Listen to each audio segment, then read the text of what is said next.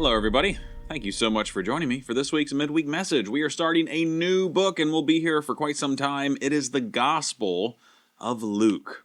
So I'm very excited to get into Luke, and we'll start off with just talking about him just a little bit. We don't have a ton of information.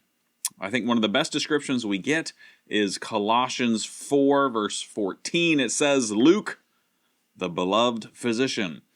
So we know he's a physician. We know he's in the book of Acts. We know who he has relationship with. And we get a bit of a description here in the introduction. But Luke, as you read the book of Luke and the book of Acts, you definitely grow fond of him. And I love how he communicates the reason he's communicating. And he's trying to explain this. It's very, very different than Matthew. Matthew was written more so for the Jews. Mark did an excellent job, but it's also the shortest and covers the least amount of information. You have John, that was definitely written later and filled in all the blanks that Matthew, Mark, and Luke didn't cover. And so they all have a different perspective. Luke is very much oriented here, not necessarily to the Jews, but to the Gentiles. And so being Gentiles, it's easy to relate to some of the things he's sharing, and we can get right in and start learning about the Gospel of Luke. And so the beginning of Luke should be a very familiar story, the first couple chapters even, because it very much relates to the Christmas story. The first part it's more about the birth of John the Baptist, and we'll see how far we get actually today. So let's start with the introduction.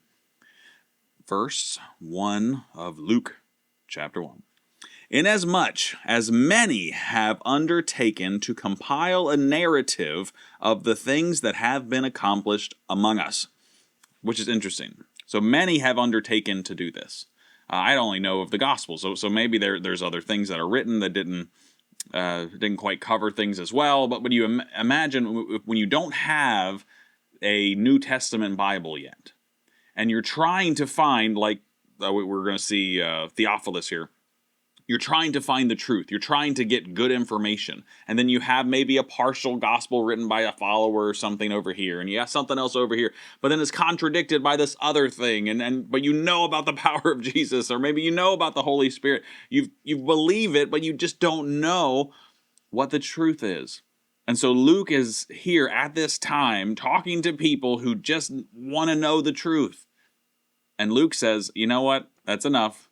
I feel led by God to write it down. And so he is compiling these things that have been done, that have been accomplished. Verse 2, just as those who from the beginning were eyewitnesses and ministers of the word have delivered them to us, it seemed good to me also, having followed all things closely for some time past, to write an orderly account to you, most excellent Theophilus. And so he's gathering these things, and Luke is not a new guy. He didn't just get saved. He's followed these things. He's been committed for a long time, and he knows the importance of writing down the truth and making sure it's an orderly account. And from this style of writing, it's very clear that he is very well educated. Verse 4, that you may have certainty concerning the things you have been taught. And so the enemy thrives in uncertainty. And so Luke realizes this. He's going from place to place and church to church and sharing the gospel, sharing the good news, sharing the truth of who Jesus is. But they struggle to have certainty with the things they've been taught because they're getting pulled in multiple directions. And so Luke is writing this as a basis that, yes, you're going to get this information, you're going to be taught these things, but this is the basis so you know this is truth, this gospel is being written down. And now let's get to what he shares. All right, verse 5.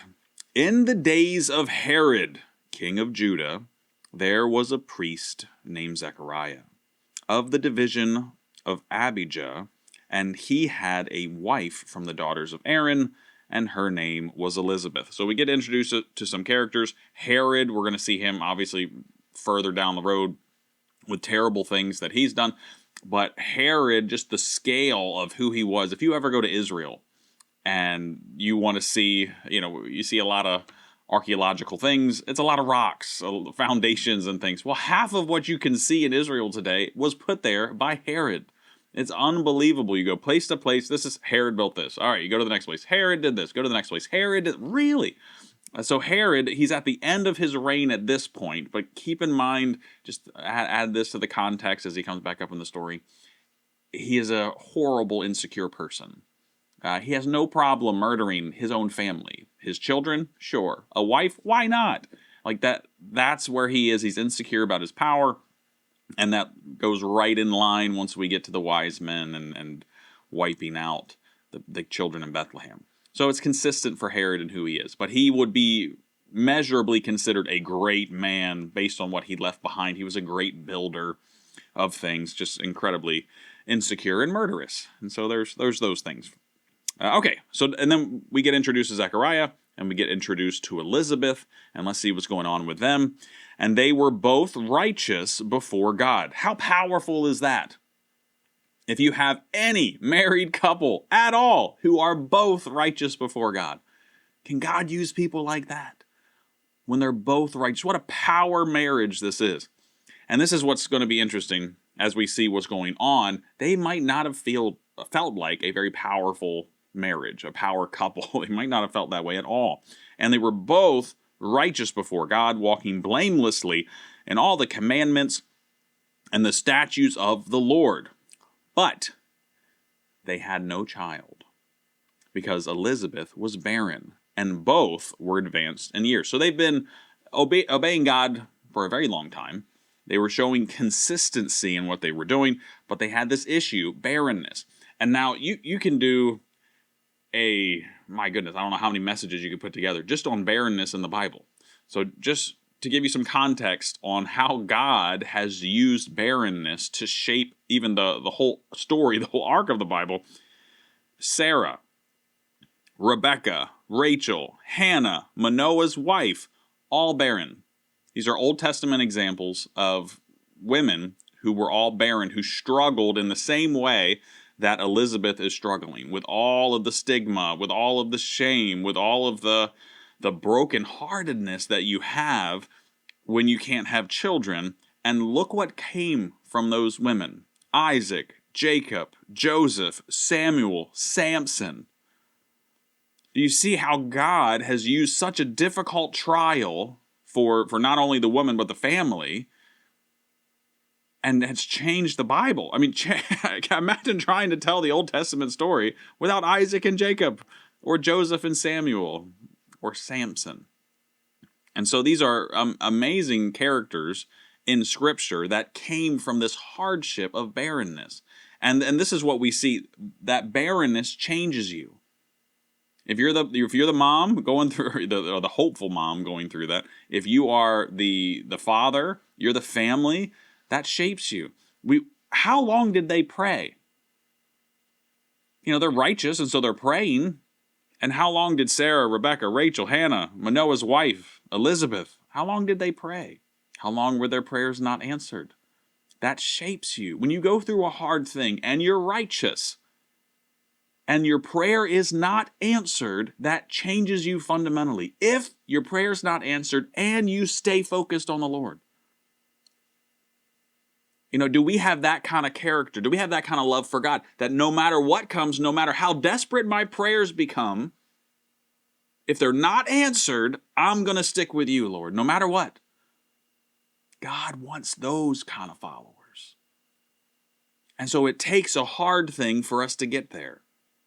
It really does. And especially, I know modern day, we still struggle with this. Miscarriages are just brutal. But going through those things shapes us today, just like it shaped those people. And so God was interested in changing the parents before the significant child even arrived. And going through the hard thing changes you, if you can do it and stay in obedience. And I know we can, and I've seen that in my own life. God has used the hard things to shape me, to change me when the prayer does not get answered. And I'm confronted with the fact that the God who loves me, that I am pursuing, that I desire, is allowing the hard thing to happen. and I still choose him. That's where we all need to be. And that's where these women have been. That's where Elizabeth is at this very moment as we're reading. Okay, verse 8. Now, while he was serving as priest before God, when his division was on duty. Okay, so he's serving as a priest. His division is on duty. Just to give you an understanding of that, the division that he would have been in, you are called up, I believe it's for 2 weeks of the year. So 2 weeks, it might be 1 week and then another week. And then the significant feast and the special days you would also serve at that point. So he's not living, here all the time. He's not just camping out outside the temple, living there. It's temporary. It's a rotation. And so this would have been completely normal. He's going there. This is his week to serve. Okay. He's done this consistently. Verse 9, according to the custom of the priesthood, he was chosen by lot to enter the temple of the Lord and burn incense. And the whole multitude of people were praying outside at the hour of incense. So all that's being described is completely normal, completely routine. This would have been part of this process. Keep in mind, he was righteous. His wife was righteous for a long period of time. They were doing the right things. They were barren. The prayers weren't answered, but they love God anyway, and they're serving. And this is a normal day. Sometimes God shows up in ways that you've never imagined or even thought about in the most unusual times, in a sense, because it's normal. That's an unusual time. We expect we're going to be on our knees, we're going to be praying, and then that moment is going to be a big breakthrough. And a lot of times it's just the mundane, routine, normal, and then God shows up. And when he shows up in such a normal time, it's like, it's unusual. It's strange in our minds. Anyway, okay. Here we go. Verse 11. And there appeared to him an angel. All right, now it's changing up. An angel of the Lord standing on the right side of the altar of incense. So you imagine you go into a room, and I get scared in my own house when a family member just shows up. And you're not expecting them to be at that specific spot. You go through a door or whatever, and they're around the corner, and that can kind of startle you. Imagine if it's an angel. And now you can imagine what the angel would have appeared like. No one else is supposed to be in here. It's only by lot that one person is chosen to go there. No one's supposed to be here. Yet, an angel of the Lord standing on the right side of the altar of incense, that he's going to this altar of incense, and an angel is there. So, can you imagine that moment and how your heart would be going? And Zechariah was troubled when he saw him, and fear fell upon him. You would have heard a noise coming from the altar of incense. Oh my goodness. Like, that's our normal reaction, that fearful, troubling, and again, we don't know exactly what the angel looked like. And so Zechariah is figuring it out at this moment. Whoa. So he was troubled. Fear fell upon him. So we know that if we were in that situation, that's probably how we would react as well. If you're trying to understand what he was going through, fear would probably fall upon you as well. But the angel said to him, do not be afraid. So if an angel tells you that, how long do you think it takes for you to snap out of it? When you're taken aback, you're shook, you're terrified, and when the thing you're terrified at says, do not be afraid, you just, okay, sweet. Just an interesting moment that really happens, and it's happened again to multiple people throughout biblical history. When the angel appears, they're shook. And then, trust me, it's okay. And you're trying to sort this out. It's so human what he's going through right here. And so, all right, the angel said, do not be afraid, Zechariah, for your prayer has been heard, and your wife Elizabeth will bear you a son, and you shall call his name John. Okay, so don't be afraid, your prayer has been answered. How long? How many decades has Zechariah prayed for a child? How many decades? If we go 10 days, just 10 days, praying for something and it's not answered, do you understand how defeated many Christians can get? How defeated have you been when you pray for something and the prayer is not answered? Do you feel like God has heard your prayer? And so decades, this has been prayed for. And then the angel says, don't be afraid. Your prayer's been answered. That prayer, yes, that specific prayer that you have felt like has been rejected your whole life, that prayer is now answered. Wow. So that's a strange thing to hear. But imagine the grieving that has taken place. The conversations, do you just accept that God is not going to bless you with a child? They had to kind of move past all that and accept that this is not God's will and move on faithfully. They've had to already grieve over that, already process that. And here's the key thing they had to do. They had to let go of it and then get peace from that and still obey.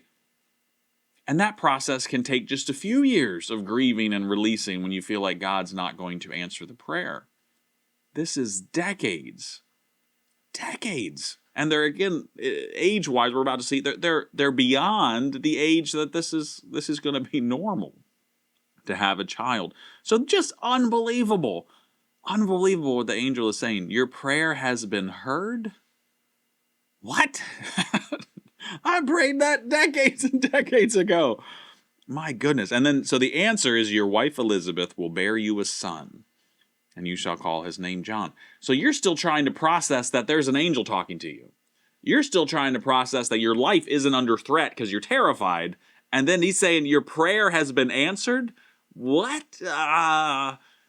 What is going through his mind? What would be going through your mind? Oh my goodness. Okay, 14. And you will have joy and gladness, and many will rejoice at his birth. Well, that's exciting. You will have joy and gladness. Sign me up for whatever comes after. Joy and gladness, many will rejoice at his birth. And I'm sure at this point, many have grieved. Many have sorrowed for them. Just, man, they would be such great parents. They're righteous before the Lord. They do the right things. I wonder what happened. And so it's a hard thing for people to process. And now they're saying the reverse is going to happen. It's going to be there's going to be gladness, not sadness, gladness. When this happens, there's going to be rejoicing.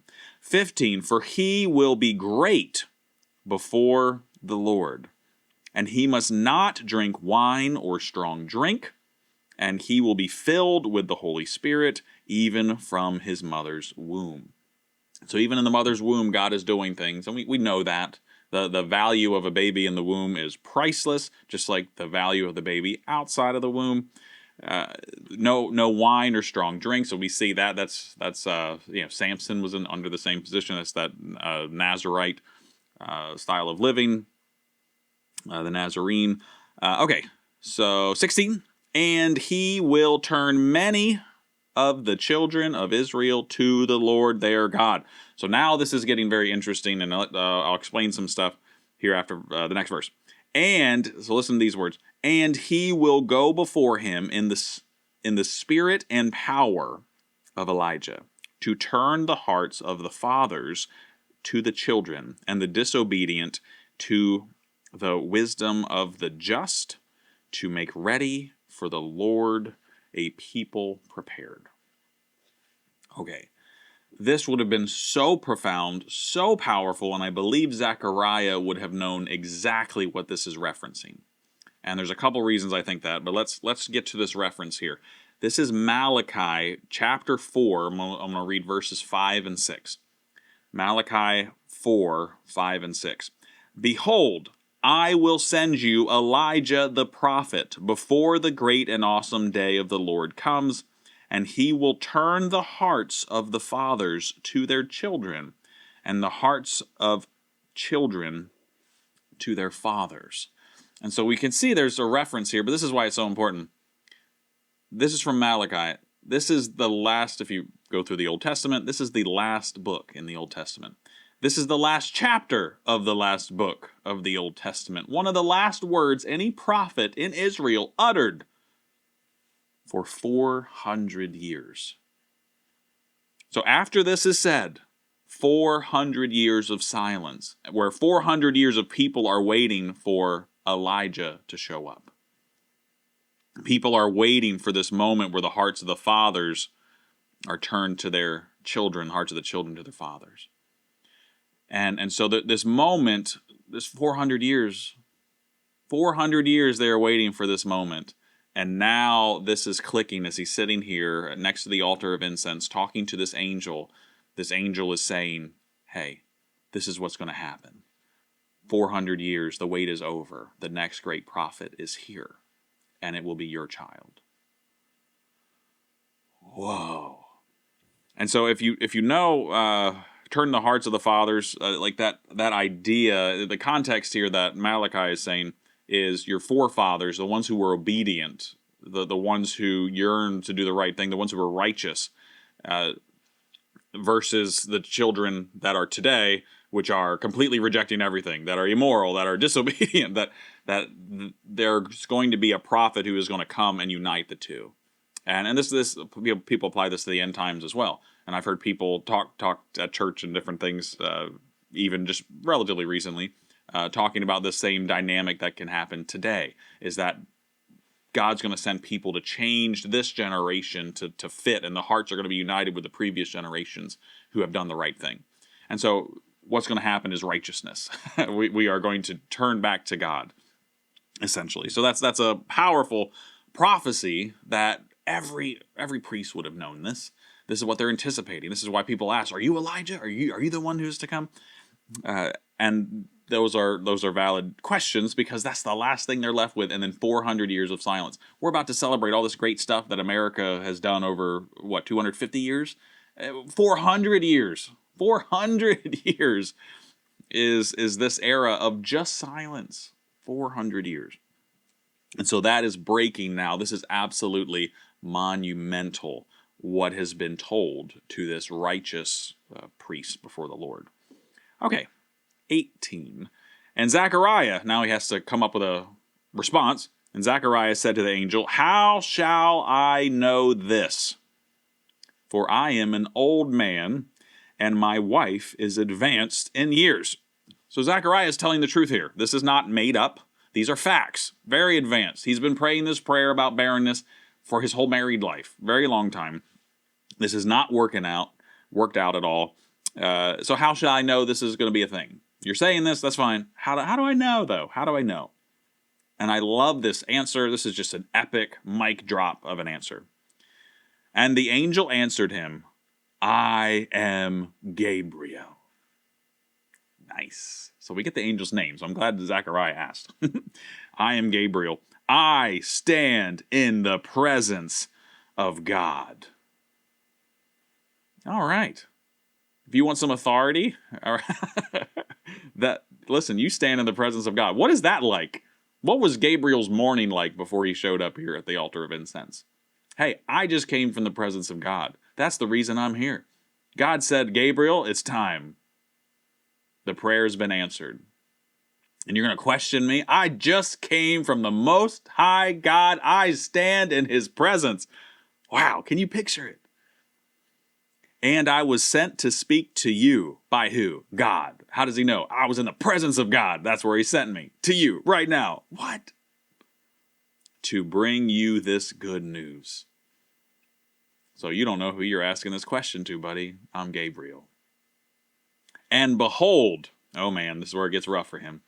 You will be silent and unable to speak until the day that these things take place, because you did not believe my words, which will be fulfilled in their time. So, this is a hard thing to explain to your wife anyway. So he's just going to be mute and not be able to explain to his wife what's going on. And that's a unique testament to everyone who goes. In fact, he's going to leave and they're going to know that something's going on because he's silent. And so this is something that's going to be very challenging. I mean, have you ever really wanted to talk to somebody about something? This is the coolest thing that has ever happened to him. And he can't say anything to anybody. Oh, poor guy. Okay, because he questioned and he doubted. And this was almost too much for him to be able to process that this is the truth. Okay, 21.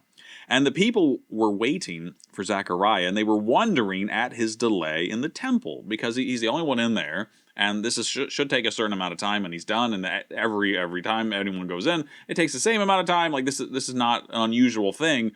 What is taking so long? And when he came out, he was unable to speak to them, and they realized that he had seen a vision in the temple. And he kept making signs to them and remained mute. So they had no idea what was going on. They assumed it was some kind of a vision. They didn't realize, no, there was an angel sitting right there, or standing right there next to the altar of incense. This is what he said. Like, he couldn't do that. He couldn't say that. And when his time of service was ended, he went to his home. So you go home, I'm mute now, and that's my new reality. 24, after these days, his wife Elizabeth did the unthinkable, conceived, and for 5 months she kept herself hidden, saying, "Thus the Lord has done for me in the days when he looked on me, to take away my reproach among people." Which, this is interesting. Why? So she conceived. Why would she hide herself? It's interesting. For 5 months, she kept herself hidden. So we're not really told why. We see that today where people find out they're pregnant, and sometimes they wait as long as possible to tell anyone. Part of it's that fear of losing the baby, that fear of the miscarriage, where I know we had our 8-week appointment, and we were going to tell anybody. And so we've seen the little heartbeat and didn't want to tell anybody, didn't want to lose the baby and have to go through that whole process. And then for our first child, we lost the baby. We go in for the 12-week, we did a 12-week appointment, and the baby was gone. And so then you're just crushed, and only a handful of people really knew. And so today, we keep it quiet because of fear of loss. Like, this is too good to be true. And if you're in Elizabeth's position, people were already feeling terrible for you. There's a sorrow, there's a gloominess, a sadness associated with your family because you don't have a family. You don't have the children. You just have the husband and wife. So they're sad for you. Imagine if you announce this and there's such a positive, but what if I lose the baby? You just can't even take it. Like it's too much. It's just too much. So to me, it makes sense that she's trying to hide. And for 5 months, she's not telling anybody.